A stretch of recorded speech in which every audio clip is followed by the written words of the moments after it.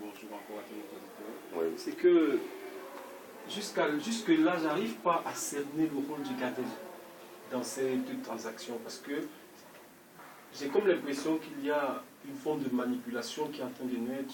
J'ai comme l'impression qu'il y a une forme de domination du GADEM sur ce projet. Et là, je me demande vraiment quel est l'intérêt final de la plateforme de migrants dans ce projet. Parce que j'ai comme l'impression que si le GADEM ne gère pas ce projet, il est voué à l'échec. Est-ce que c'est le GADEM qui est le centre des problèmes des migrants? Est-ce que le GADEM est véritablement la solution aux problèmes que traversent les migrants au Maroc? C'est une question à laquelle nous devons commencer à chercher réponse. Parce que de plus en plus, un projet qui est lancé depuis, je pense, depuis un an environ, et aujourd'hui qui a commencé à être mis sur pied depuis pratiquement 3 mois, où logiquement le local devrait déjà être occupé et tout le reste. Mais jusque-là, s'il y a toujours des querelles et que tous les sujets de querelles tournent autour du GADEM, c'est qu'il y a un problème. Alors, je pense que c'est clair. Alors, ce qui est un problème, alors, monsieur Konatié Abdallah, ayant écouté ce petit direct, votre... Voilà, merci monsieur. J'aime l'audace, j'aime les personnes audacieuses, parce que chez nous, d'ailleurs c'est universel, celui qui ne risque rien n'a rien du tout. Et nous, présentement aujourd'hui, nous avons l'impression qu'ils sont en train de nous voler nos projets. Le projet a été totalement détourné. Camarade président Idriss Yazami, vous allez lui demander, il peut donner un avis là-dessus, mais vous ne serez pas satisfait, car lui-même, il ne sait pas réellement comment les choses se triment. Mais vous savez, il ne faut pas accuser certaines personnes. Mais, notre problème, c'est ici, c'est chez nous. Oui. Vous savez, l'esclavage ne devrait pas mettre 400 ans. Peut-être c'était 100 ans, c'était de trop. On se serait déjà réveillé et stoppé. Oui. Mais si il a continué jusqu'à 400 ans, 4 siècles, c'est parce qu'il y avait encore des pourritures au sein de la communauté africaine qui soutenaient ce comportement de dénigrement de la race noire.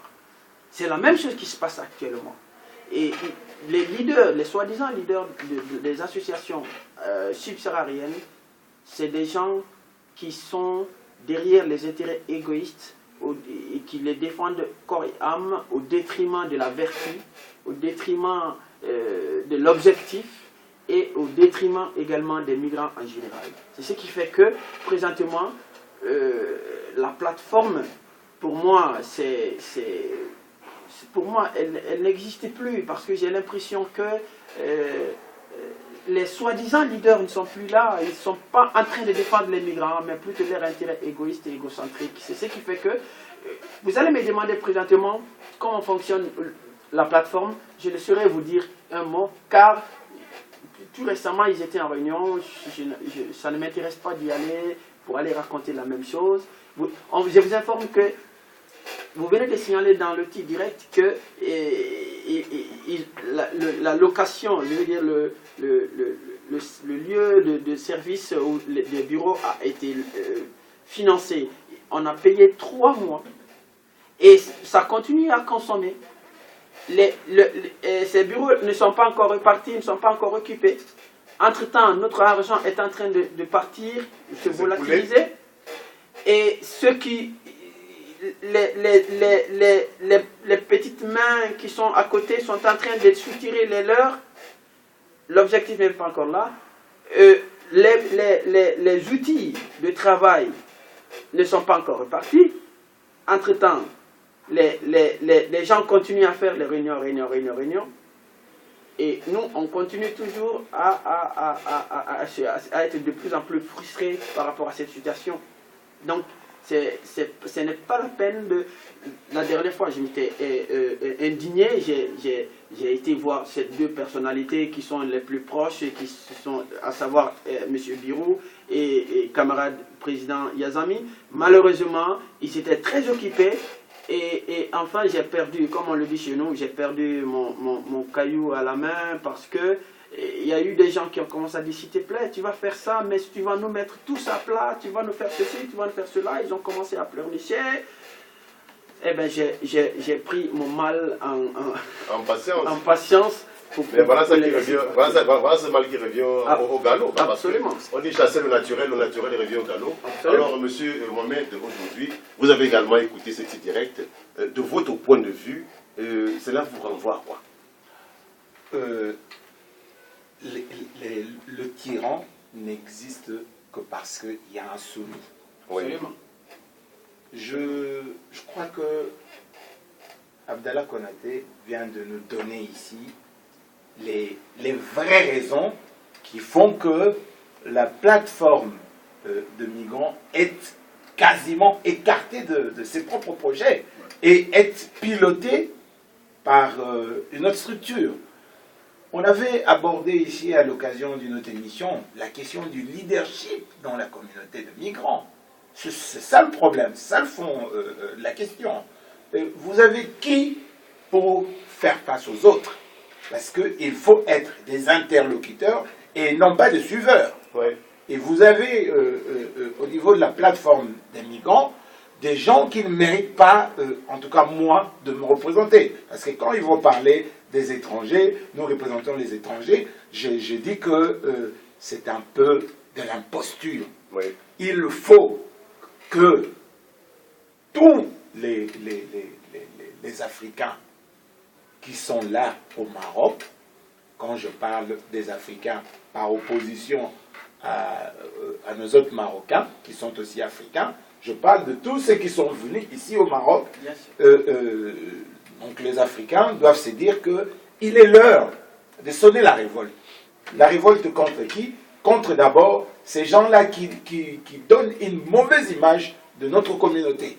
C'est qui? Ce sont ces gens-là qui se sont improvisés leaders sans avoir été mandatés, sans avoir été délégués. Il a fallu tout simplement être dans une chambre enfermée avec sa copine pour créer une association et obtenir la légalisation. Il a simplement suffi que quelqu'un écrive un bout de chou, qu'il aille à là où il allait pour être régularisé. Et c'est des gens comme ça qui n'ont pas les capacités requises, l'expertise qu'il faut pour représenter les gens qui sont là. Le résultat est là. J'ai dit Kiabi Boira, il faut que l'on se dise la vérité avant de pointer le doigt sur l'autre. Il faut regarder ce qu'elle en est vraiment. Moi, je pense que j'ai quelque chose à ajouter là-dessus, si vous permettez, bien Oui. sûr. Il a dit quelque chose qui n'a pas tellement enfoncé le clou. Oui. Moi, je pense qu'il faut le dire. Aujourd'hui, il y a des associations subsahariennes qui n'ont que 3 personnes comme membres. Il y a Monsieur X et Madame X et leur frère ou oncle X. C'est fini. Vous voyez? Et ce sont ces gens-là qui se disent représentants de la communauté. Et ils n'ont aucune expérience, aucun diplôme. Et ce sont généralement des gens, des opportunistes, voilà, qui veulent devenir riches du jour au lendemain. Et ils n'ont rien, comme on le dit, we don't care en anglais, ils n'ont rien à foutre de l'éthique, ils n'ont rien à foutre du sens, du moral, de l'humanisme ou des rapports humains et sociaux, ils n'ont rien à foutre de tout ça. Tout ce qui les importe, c'est se faire de l'argent, et peu importe la manière, mais pourvu seulement qu'ils soient riches. Comme ils disent, là où on attache la chèvre, c'est là où elle... La table va brouter. Oui, exactement. Donc, et c'est ça qui s'est passé effectivement. Vous voyez, on nous dit qu'il y a 200 et quelques associations nationales, mais il y a une vingtaine du côté des migrants. Mais je vous jure sur l'honneur, dans les vingtaines d'associations subsahariennes, il n'y a que 2 ou 3 qui sont vraiment dignes de nous représenter. Et sur les 3, ODT est le number 1. Il faut le dire haut et fort, parce que jusqu'ici, l'ODT travaille. Nous sommes sur pied nuit et jour, tous les jours. D'ailleurs, vous avez vu la dernière fois, nous sommes allés libérer 2 de nos sœurs ivoiriennes à Fès. C'est comme ça, c'est tous les jours que nous publions ou pas, mais c'est ce qui se passe et à tous les niveaux. Ça peut être les femmes des ménages, ça peut être les personnes qui jouent dans le championnat du côté footballistique ou handballeuses ou handballeurs, etc., etc. Dans tous les domaines, nous sommes présents pour les migrants. Et les mains nues, c'est avec la volonté seulement que nous militons, nous nous battons pour ces pauvres migrants. Mais il y a, à chaque fois qu'il y a une petite aubaine, les opportunistes sautent sur l'occasion et ils mélangent tout. Ils vont de coq à l'âne et d'autres tiennent des discours incohérents, d'autres n'ont même pas d'objectif. Vous voulez qu'on aille où? Et vous voulez qu'on nous prenne au sérieux? De quelle manière et comment? Comment on va nous prendre au sérieux lorsque nous ne sommes pas sérieux nous-mêmes? Certains mettent le à la place de la, d'autres mettent o à la place de i, et ils ne se donnent même pas la peine de rectifier, se rectifier. Vous comprenez? C'est un peu ça le problème. Nous sommes vraiment dans une situation de cacophonie que je ne comprends pas. Je ne sais pas comment nous allons sortir de cela, mais vraiment ça commence à nuire les migrants et à salir l'image de la communauté migrante en général. Voilà, c'est clair qu'aujourd'hui, l'image de la communauté migrante est menacée. Aujourd'hui, tantôt, on vous était en train effectivement de parler, d'appuyer le clou sur la plaie. Est-ce qu'on peut dire aujourd'hui que la coupe a été bue jusqu'à la lie? Monsieur Alexandre, est-ce qu'on peut effectivement dire qu'on est arrivé à la fin de ces régimes? Parce qu'il y a quand même des choses qui sont assez flagrantes, assez fulgurantes. Il y a des faits qui aujourd'hui sont à la vue de tout le monde. C'est vraiment devenu impossible de ne pas se rendre compte que c'est la fin.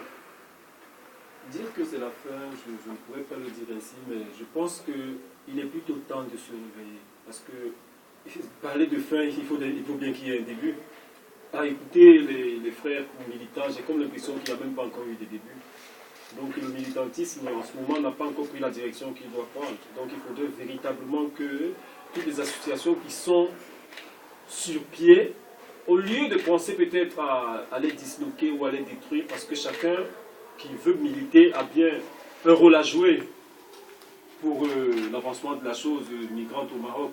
Mais il faudrait peut-être qu'on commence avec des campagnes de sensibilisation au sein de ces associations, que les leaders associatifs soient sensibilisés sur le véritable